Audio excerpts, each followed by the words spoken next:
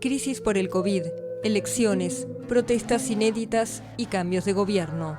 América Latina experimentó una montaña rusa de expectativas y desafíos en 2021. En enero, el presidente argentino Alberto Fernández recibía la primera dosis de la vacuna Sputnik V contra el COVID-19. El país iniciaba la campaña de vacunación y se convertía en la primera nación latinoamericana en usar el inmunizante del laboratorio ruso Gamaleya. Pero lejos de mejorar, la pandemia no dio tregua en América Latina. Según la Organización Panamericana de la Salud, en 2021 la región registró el triple de infecciones y muertes que el año anterior.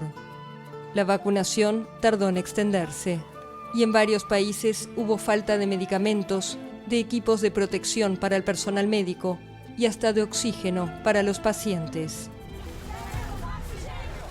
En octubre, América Latina superó la marca de 1,5 millones de muertes por COVID-19. Solo en Brasil hubo 600.000. Y Perú, con 33 millones de habitantes, es considerada la nación con mayor tasa de mortalidad en el mundo por la pandemia, tras sumar más de 200.000 fallecidos.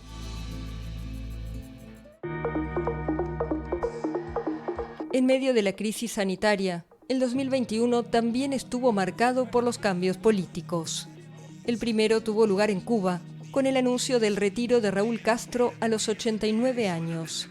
Fue sustituido por Miguel Díaz-Canel, quien sumó el cargo de primer secretario del Partido Comunista de la isla al de presidente del país. A los pocos meses, en medio de una profunda crisis económica, el gobierno cubano se vio sorprendido por manifestaciones sin precedentes. Al grito de libertad, cientos de personas salieron a las calles el domingo 11 de julio en varias ciudades del país.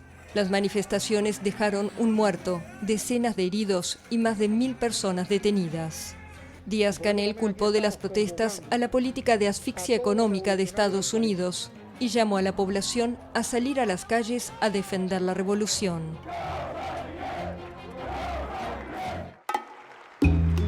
En abril, Ecuador eligió presidente al empresario conservador Guillermo Lasso, que venció por 5 puntos al candidato del correísmo Andrés Arauz. Mucho más estrecho fue el margen en Perú, donde el maestro de izquierda Pedro Castillo y la derechista Keiko Fujimori se enfrentaron en una votación que se resolvió recién 1 mes y medio después de la elección, con la proclamación de Castillo, en medio de acusaciones de la oposición de fraude. En Nicaragua, las elecciones de noviembre confirmaron a Daniel Ortega en el poder, aunque fueron juzgadas ilegítimas por la comunidad internacional, debido al encarcelamiento y represión previos de opositores. La recta final del año también tuvo elecciones presidenciales en Honduras. Allí triunfó por primera vez una mujer, la izquierdista Xiomara Castro, esposa del expresidente Manuel Zelaya, derrocado en 2009. Su triunfo saca del poder al derechista Partido Nacional, que gobierna el país desde 2010. En Venezuela hubo comicios regionales y municipales en los que la oposición volvió a participar luego de 3 años de boicot, aunque muy fragmentada. El chavismo arrasó en las urnas.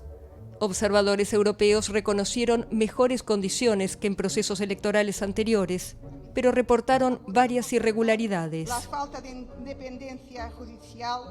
En Bolivia, la expresidenta Yanine Áñez fue encarcelada en medio de una investigación sobre un supuesto golpe de Estado contra el exmandatario de izquierda Evo Morales. La ex senadora de derecha fue acusada de terrorismo, conspiración y genocidio. En agosto, sus abogados indicaron que Áñez intentó quitarse la vida, afligida por su situación judicial. 2021 fue también año de protestas masivas en la región. En Colombia, miles salieron a las calles en manifestaciones que comenzaron en rechazo al alza de impuestos que proponía el gobierno para paliar el impacto de la pandemia, pero que derivaron en un movimiento a nivel nacional que pedía un Estado más solidario en medio de una profunda desigualdad. Un informe de la ONU señaló en diciembre que la policía colombiana incurrió en graves violaciones de los derechos humanos y un uso desproporcionado de la fuerza en las protestas. La oficina verificó 46 muertes, 28 de las cuales habrían sido perpetradas por miembros de la fuerza pública. También en Ecuador hubo manifestaciones contra la política económica del gobierno, en medio de un estado de excepción por la violencia del narcotráfico. En septiembre, el gobierno declaró también otro estado de excepción por 60 días para las cárceles.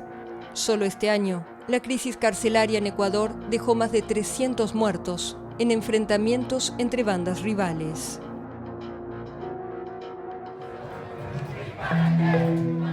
En Chile, el aniversario de las grandes manifestaciones volvió a lanzar a miles de personas a las calles. La movilización tuvo lugar una semana después de que diputados de la oposición lanzaran un proceso de impeachment contra el presidente Sebastián Piñera, que finalmente terminó siendo rechazado por el Senado. En cambio, sí tuvo éxito la ley de matrimonio igualitario. En diciembre, el Congreso aprobó una norma que incluye la adopción de menores y equipara derechos y obligaciones independientemente del sexo de los cónyuges. Y los chilenos cerraron el año eligiendo nuevo presidente. Tras una elección con múltiples candidatos, el izquierdista Gabriel Boric se impuso en balotaje al derechista José Antonio Kast. Boric será el presidente más joven en la historia de Chile. En el Caribe, la crisis política en Haití se agudizó. El 7 de julio, el presidente Jovenel Moïse fue asesinado en su domicilio por un comando armado presuntamente integrado por mercenarios colombianos. El asesinato agudizó todavía más la inestabilidad de Haití y las elecciones previstas inicialmente para noviembre se aplazaron a una fecha indefinida. Producto de la crisis, más haitianos han abandonado el país y se han sumado a los otros miles que siguen migrando en la región, recorriendo rutas ilegales y peligrosas rumbo al norte, en busca de mejores oportunidades.